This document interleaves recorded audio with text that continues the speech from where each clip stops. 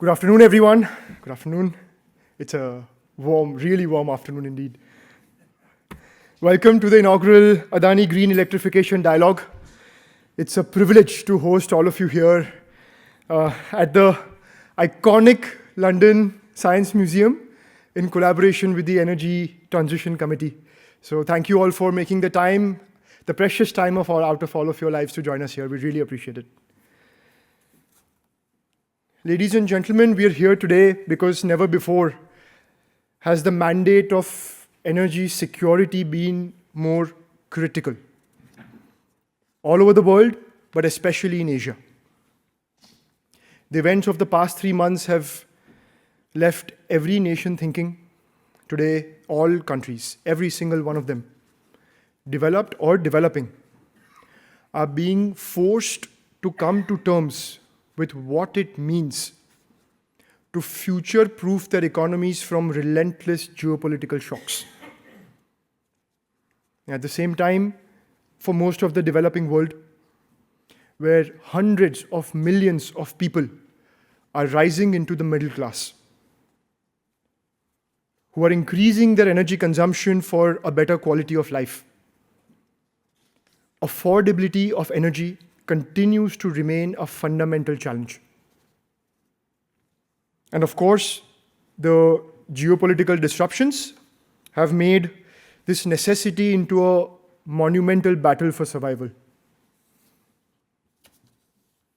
Completely independent of the two factors above, most countries in the world have also not been able to completely remove their reliance from fossil fuels. And they've not been able to move to predominantly green sources of power. And that concern of climate change and energy sustainability have not been addressed in one global voice. So my friends, energy security, energy affordability, and energy sustainability. We believe this is the ultimate global trifecta. As we've all discussed, I'm sure, many times before, one of the small, and we were speaking about it with Lord Adair and the team today morning, one of the small answers to this challenge is the electrification of the global economy. I thank Lord Adair Turner for leading our upcoming panel on how to accelerate the global shift to electrification. And I look forward to the insights from Greg Jackson and Alice Williams.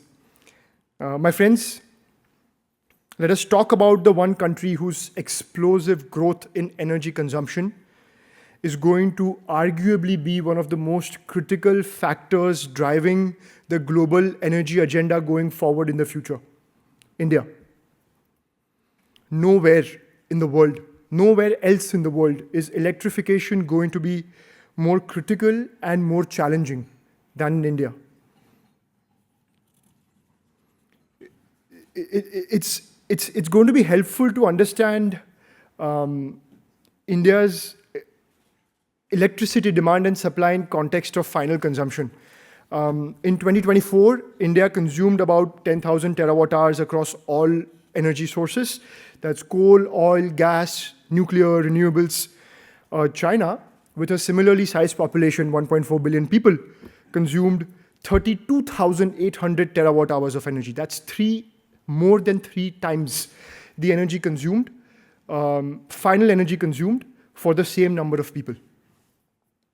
And let's put the scale of India's challenge and opportunity, but most importantly, the growth into perspective. We're talking about adding nearly 2,000 gigawatts of new power generation projects to the Indian grid over the next 2 decades. We're talking about adding 200 gigawatts of new energy capacity to the India's grid every year per year for the next 20 years, just to get to where China is today. All this while ensuring that this incremental energy remains affordable, remains accessible, and remains increasingly clean.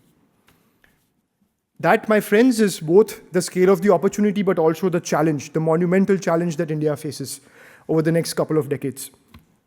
And for us to address that challenge, the path forward is very, very clear, that we must electrify everything. We must build an energy backbone that is anchored in resources that are available within the country. And this is where we have no choice but to be pragmatic and to leverage every single energy source that is available to us as a country. And it's no different for any country in any part of the world. We must do renewables, we must do hydro, we must do efficient thermal, we must do nuclear. We must do every single thing that is available within the geographic boundaries of the country, because as much as growth and as much as cost is critical, energy security is probably more critical than every single other consideration that India faces. And that's because without firm, cheap base load power, the math of the economy and the sustainability of the country just does not work. It would be very incomplete not to recognize the role that the government and the country's leadership has done in enabling this journey.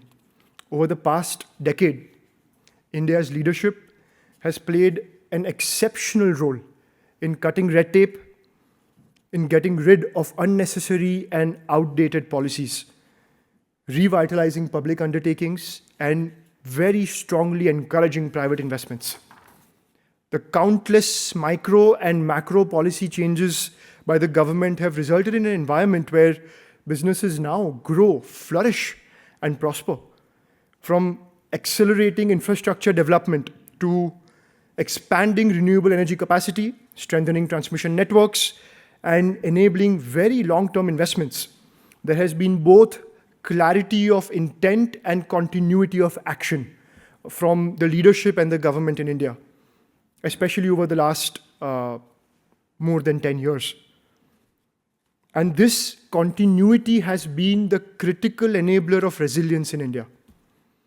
Coming to the role of the industry and specifically the Adani Group, we are India's largest private sector operator in every aspect of the electricity value chain.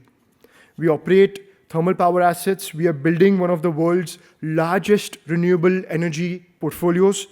We're targeting 50 gigawatts by 2030, and a substantial recently announced nuclear portfolio of 10 gigawatts by 2035.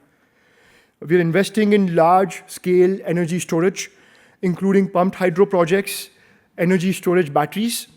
We're expanding transmission networks to move large quantums of electricity from renewable resource-rich states in one part of the country to consumption centers in other parts of the country. And we're developing large green hydrogen ecosystems as well. We're doing it all at a scale and speed that rarely would have been seen in any other part of the world. Because we're very clear that for India, at the size and scale of the requirement, incremental change will not and cannot cut it.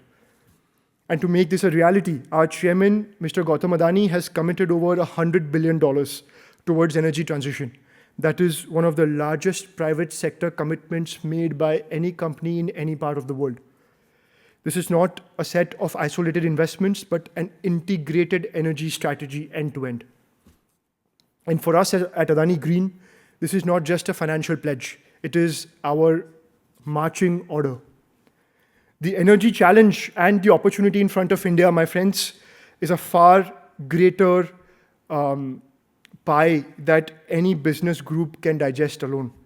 It will require collective action across India and the developing world, India and the developing and developed worlds together. It will require continued policy innovation.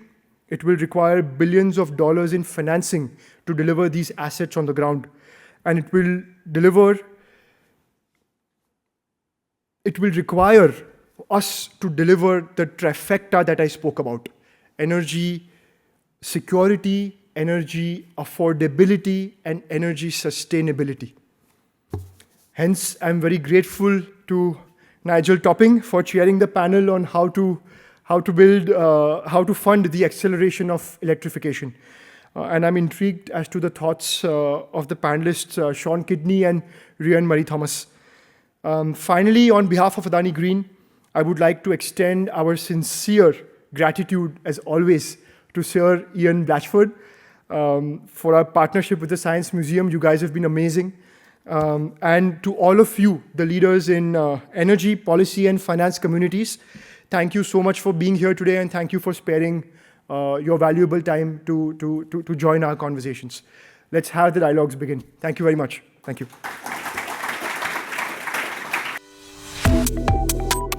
Subscribe to One India and never miss an update. Download the One India app now.